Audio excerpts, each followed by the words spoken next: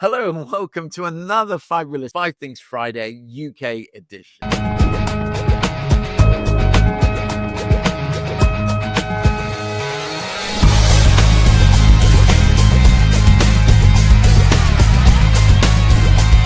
I'm Alex, the co-host for Five Things Friday. I'm the founder of the Retail Podcast, and I spend my time helping retailers and people who sell to retailers retain and maintain their retail thought leadership process. And I'm joined by my wonderful co-host, Simone Oloman. Hi, I'm Simone, the co-founder and CEO of Need It For Tonight, also known as NIFT. I always say easiest way to describe us is kind of like Deliveroo, but for quality fashion. So I spend a lot of my days working with lots of wonderful retailers, helping them to implement 90-minute and same-day delivery. I'm just curious, one of the things I meant to ask you last week, in terms of the partners that you are in your ecosystem, they're physical retailers who then whose products are on Need It For Tonight. Correct, yes. Mainly physical. We have, because we work with smaller retailers as well, where they don't have a bricks and mortar store. But it tend to be, bricks and mortar stores, and you tend to do fulfillment from the stores, and actually trying to make it a bit more localized as well, trying to encourage people to see what's in their area and shop locally. Oh, cool. Fantastic. Okay, without any further ado, let's jump straight in. This week, another week full of interesting news, but why don't you start us off on this news? Yes. This one hits personally for me, creates a lot of nostalgia. But Topshop is coming back to the catwalk this summer, and I've got to say they have absolutely nailed the build-up of just their return in general. It's just the nostalgia, the hype, even the mystery. It's giving early 2000s energy, and I'm dying to see what their new site is like. And I'm also dying to see what they will eventually do, and they do eventually turn to the high street, because let's be real, that Topshop store on Oxford Circus was iconic. It had everything. It had photo booths. You could go get your nails done, your hair done. It always had a cool DJ in there. I mean, that for me, I would turn up and I would make a full day of it. And I would be in there for hours. It wasn't just a store. It was a whole fashion landmark. And I guess the real question that I have is, can they really create that cultural magic in a new era of retail? Because it's going to take more than just a relaunch. It's, I guess it's a bit of a reinvention of what Topshop means now.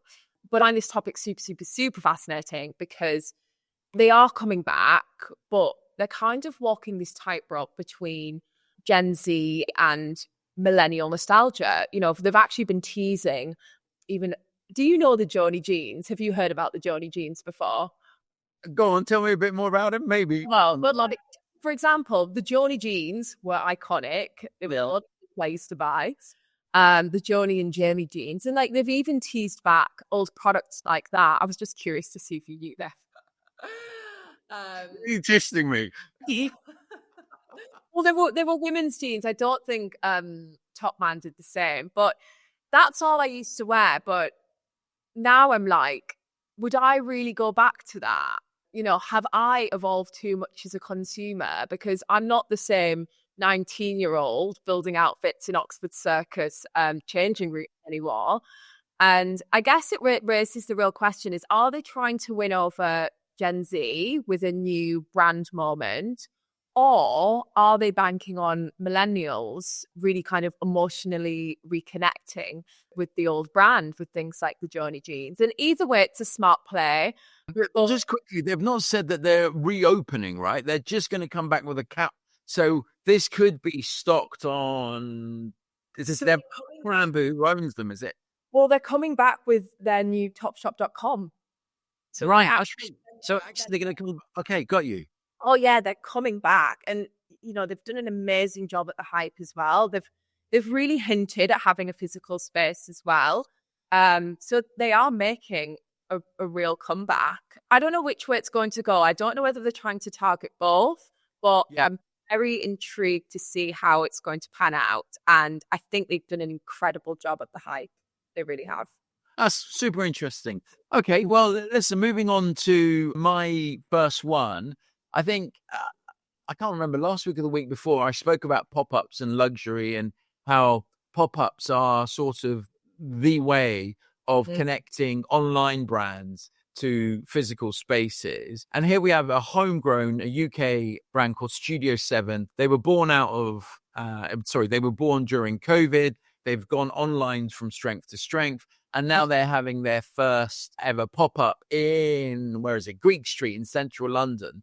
And it starts tomorrow. So if you, this will go out. If you're listening to this and fancy going to see some cool, probably will butcher, it's not athleisure. I don't know, whatever you call this category. Well, Simone, what would you categorize this as? Is it leisure wear? Oh, it's like... It's cutesy leisure. I don't know. Leisure wear. Like pajamas. Elevated loungewear? Yeah, there's loungewear. Okay, it's loungewear there. I don't know. I don't want to say it's loungewear and it might not. Yeah. What I'm right is it looks something. Yeah, exactly. And I think, and found the story going from strength to strength. They're doing their first, I don't think they're London-based either, but they're doing a London-based pop-up. And I'm always up for supporting UK talent. And if you're about, go ahead and take a visit. And that's the details there. Will be in the show notes as well. Back over to you for a battle of retail. Yeah. So something that I feel like has just been an ongoing topic of conversation over in 2025 has really been this John Lewis versus M&S. There's been a lot of talk whether John Lewis can actually close the gap on M&S, especially, Marks and Spencer's. As we know, they've had such a moment over the past few years. I myself have questioned am I getting a bit older or is M&S getting a bit cooler? I think it's a mix of both. But M&S for me, it's really gone from your mum's safe bet to something genuinely so fashionable, so confident with a real clear sense of identity as well. And John Lewis is making some good moves. New hires, store refreshes, and what I've noticed is a really kind of a tighter edit in fashion. And I've noticed recently some really great third-party brands joining and brands that I wouldn't expect. Brands like Hayley Menzies, Regina Peel have an exclusive collab with them. Aloha's a beautiful shoe brand. And it just feels like that they're starting to really sharpen their curation and maybe take more risks. Yeah, it will be interesting to see how that pans out. And I'll be honest, I haven't done much shopping at John Lewis. I don't really feel like I'm that consumer. But when they're starting to introduce brands like that, my head's turning and they've got me interested. And I think they are wanting to attract a younger, more style-conscious shopper. But I think, as we know, their core customer has been more of a maybe practical, loyal, older shopper. It's really difficult. But I know, a few years back, M&S bought Jaeger and a few other brands, right? As part, they sort of integrated them. And I don't know if this, whenever I say I shop there, I'm thinking, is that doing the brand any justice or not? But M&S does happen to have, I shop at both. And John Lewis is always that sort of, if you want that, branded item, like they do Hugo Boss, they do Ralph Lauren, they do all these brands, especially for men. Mm-hmm. That they are, and they've introduced these younger brands. So they 100%, I think, you're absolutely right. They are trying to appeal to a new generation. And then they have the massive CEO scandal, where they had a new scandal. She did what she did. And then they said, that's not the way we want to go. Getting rid of the never knowingly undersold strapline. And they always, and the food element with Waitrose played a part as well. And so that had a contentious element. Whereas M&S quietly has been transforming, and whether or not it's fighting Aldi about or Lidl about Colin the Caterpillar, but they basically tried to stay in the headlines. And I think it's interesting whether or not my generation has the wallet spend or your generation is the future of that wallet spend, and who they're going to. And I think they're going to try and go to both of us because they can't afford to alienate one of us.